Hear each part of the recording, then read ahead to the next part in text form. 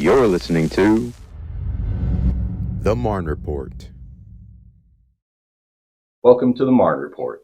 I'm Sergeant First Class Jason Holt, 3rd Division Sustainment Brigade Public Affairs. I'm here to talk to you today. It's for the month of March, National Women's History Month. I've invited Lieutenant Colonel Melissa Hoaglin, the Battalion Commander of the Division Sustainment Troops Battalion of the 3rd DSB. Welcome, ma'am. Thank you for having me. As I said, it's March, so it is National Women's History Month, and it's the month that the Army pays tribute to the contributions of the women that have built our great nation and our great Army.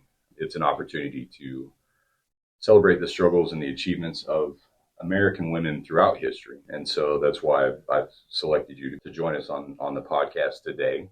I was wondering if maybe you could tell us a little bit about yourself, what you do, and maybe a little bit about your background, to include where you're from and where you went to school and how you got to be here. Yeah, so joined the Army in 2000. Initially had enlisted as a signal soldier. Wanted to take a little bit of a break from college and make sure I could take care of my family. So realized I wanted a little bit more of a voice in what I was doing, so I decided to transition from the enlisted corps to the officer corps, to which point I flipped over and switched to an adjutant general officer, which focuses on human resources.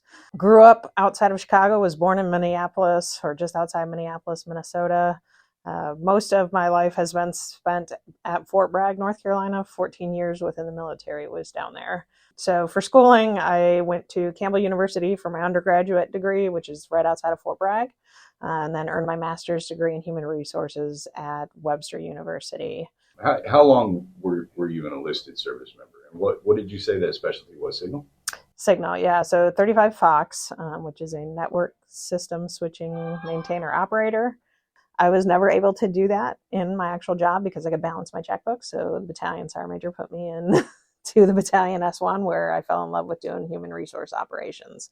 I did still get to set up the OE254 when we went out to the field. So like that was still leverage for the signal side of the house, but inevitably cleared the path for me to realize where my passion was and allowed me to transition to the officer side after 3 years to do green to gold. So you did green to gold? Yes. Do you have any advice or words of wisdom for soldiers that might be considering green to gold? It's a great opportunity. So green to gold allows you, and now they have even better programs than when I went through, so you can stay on active duty, you still keep your medical coverage. A lot of the times the school can be paid for. You can go to almost any college within the United States. So there's like roughly 257 of them that have ROTC programs, to include like the University of Minnesota, Michigan, Texas. All the Big Ten schools have ROTC programs, and so those are really interesting opportunities. This is something that you would endorse for soldiers? Absolutely. It's a great opportunity to get out there and really try something within the Army that allows you to achieve everything that you want, and make sure you're really taking care of soldiers if that's what is in your line of where you receive your job satisfaction. I'd like to talk a little bit about the Division Sustainment Troops Battalion, because both in terms of gender diversity, technical diversity, it is a battalion that is diverse in so many ways to a greater degree than what I'm used to seeing. The maneuver units were locked out for MOSs, for a lot of their MOSs, where female soldiers were not able to fill infantry, armor, and some of those other branches for many, many years.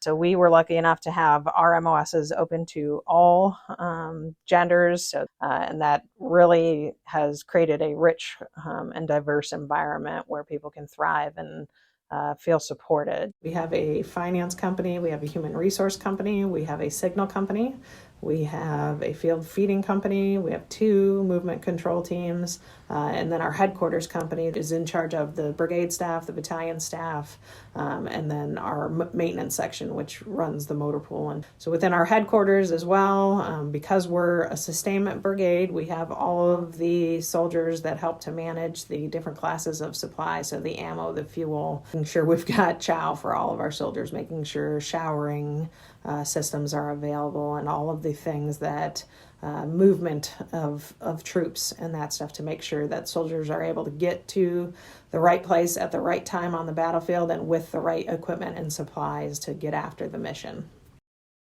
Right now, at this time, as we speak, the DSTB has deployed a movement control team to Europe ahead of the 3rd Division's division-wide deployment to Europe. And in any given time, you have either some of these small specialty units, either in total or in teams or small groups, also deploying to support operations around the world. Correct, yeah. And we've got, like right now, we have some soldiers that are supporting the Navy out in the U.S. Army Pacific Command. We have soldiers that are in the CENTCOM AOR supporting postal operations and human resource operations across that entire area of operation. We have the movement control team that just went to EUCOM that will help to coordinate all of the movement of equipment and personnel through that theater of operation. We have some soldiers down in Southcom supporting operations down there.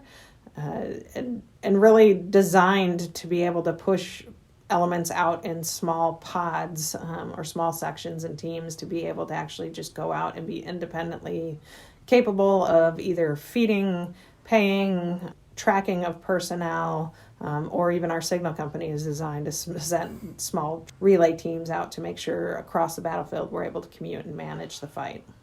So training and organization, according to the Army's methodology for training and according to doctrine, training a unit such as this that is constantly moving and has moving pieces all over the world, that has to be challenging.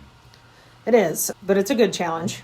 So for sustainers, our mission never stops. Even when we're back in garrison, there are continuous missions to whether it's anything from our wrecker support elements having to go recover vehicles from the maneuver side that have broken down and need assistance to our field feeding teams who are running DFACs here on the installation and also up at Hunter Army Airfield. Our finance are tapped in with the AMPO and providing support to soldiers in processing the organization and then pushing soldiers out with SRP to make sure their finances are squared away while they deploy.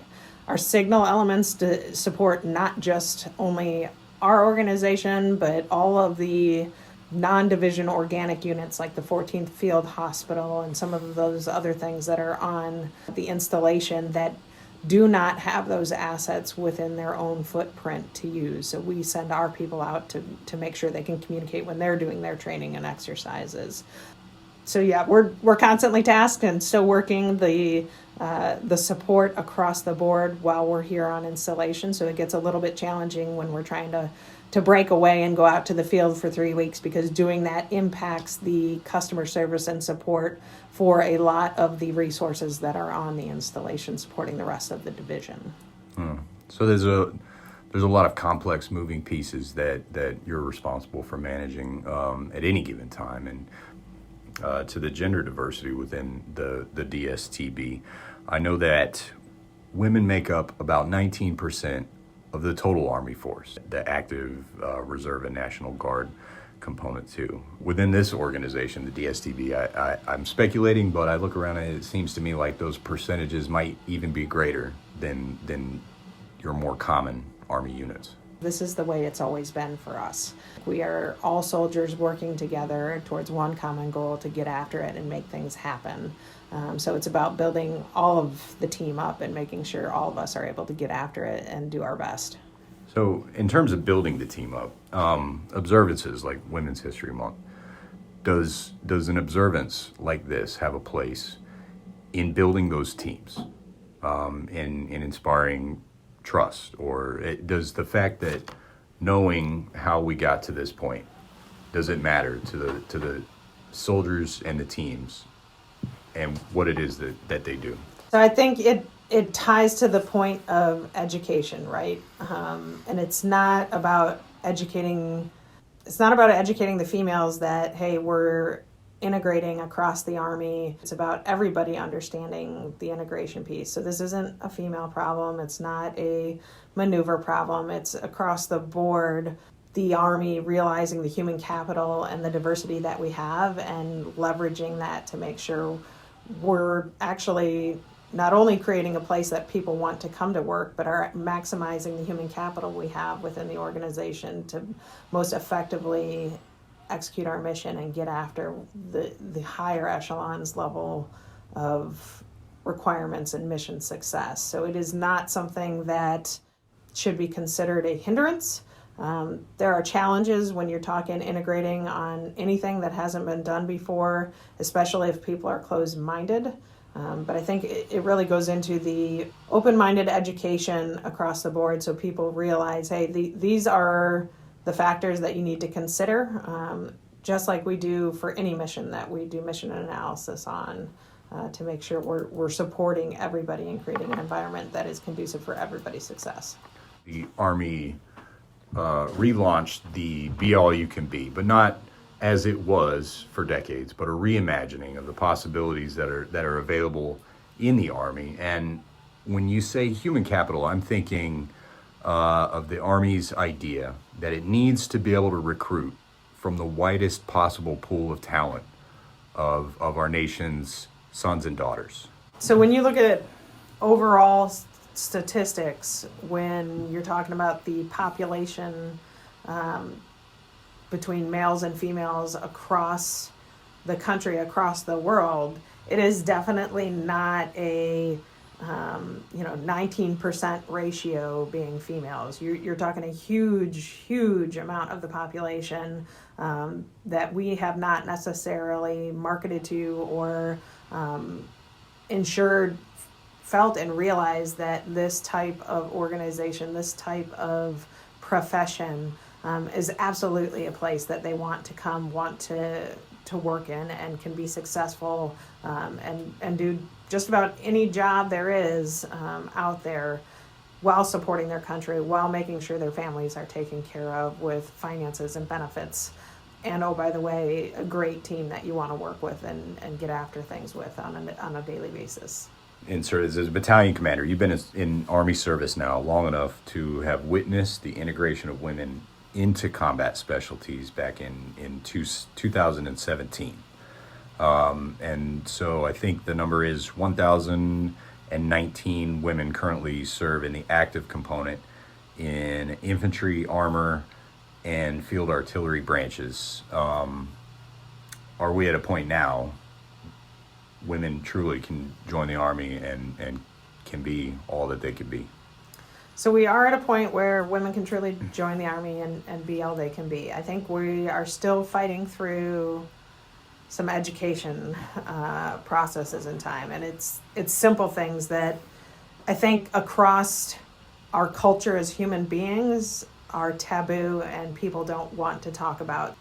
One of the biggest things that I didn't register was as big of a problem, because I have no issue speaking my mind, was I have found out more recently that we have a lot of junior soldiers and young personnel who are in the military. How do I make sure I am seen as fully supporting, fully invested, fully getting after it when I'm in the field or doing these different things? But I have to ask for help because I need feminine hygiene products or other types of things to make sure I can still do my job. Problem is when we're out in the field, like, there isn't a store that's readily available to do this. The other problem is I can't control my body. So there is literally bodily functions that where if I'm under additional stress or things are going on, my body may decide to start menstruating. That isn't, like, I didn't control that, and even if I plan for it, I may not have packed all the things that I need if my body decides it wants to do its own thing, when it's wanting to do it because I'm more stressed than I normally would. So there is, I think, a certain amount of, we just have to talk through things so people understand, like, the object is not I want out of things because I'm menstruating. The object is, hey, I need to deal with this portion so I'm not bleeding on my uniform in that aspect of things, so I can get after it and get after the mission with the rest of the soldiers that are out there. But that is not something that people normally want to talk about. It is something, I had some of my infantry guys that I worked with before that wanted to plug their ears and say, la, la, la, la, man, stop talking about that, which I understand. It wasn't something we talked about in my household growing up. But it is a part of nature. It's just like any other bodily function that you have to deal with when you're out in the field. So how do we make sure we're setting conditions where soldiers don't feel uncomfortable saying, hey, I need to go do this to take care of my physical body, and still can come back and make sure they get whatever piece of the op order they missed, or they have somebody that can cover down on, that detail for 5 minutes so they can take care of themselves, and they're not getting the guilt trip look of, why don't you just go into the wood line to do this. So I think that's probably the biggest challenge that I'm still seeing, is it's a factor where people don't know and understand, like, it's a bodily function and I got to deal with it a certain way. You're welcome. You don't have to. You got lucky in that shot when you were born. But it's not going to stop me from being the best soldier that I can be and getting into the job that I want to be able to get into. Well, and judging by the combat patch on your shoulder, you've deployed in support of either OIF, OEF. Yep, so Afghanistan, and then I also went to Jordan as well. When deployed, surely you encountered any of the sort of challenges that you just described. Yep. Did it affect the mission? So I was close enough that I could usually get the resources that I needed. So lucky in that aspect of things. But it is a certain amount of planning ahead of time, right? I've got to pack more stuff because I need more stuff. You don't have to worry about packing tampons and some of those other things that I would potentially need to have to pack. Oh, by the way, you pack it in, you pack it out, right? So as a soldier, having the ability to, carry around things that make you susceptible to the enemy picking you up, because you have to carry your utilized or used tampons or those types of things, means you have to be actually more operationally aware and strategic in your thinking, because you got to bring extra baggies and other things so that way you're not giving things away. So it really is a logistical planning factor that you have to go through and think through. I don't think has been really brought into the airdrop package thought process of, hey, I need to drop these off because I got soldiers down there that are going through these different things. I think what you're saying here too is units leaders just need to add these considerations into their planning.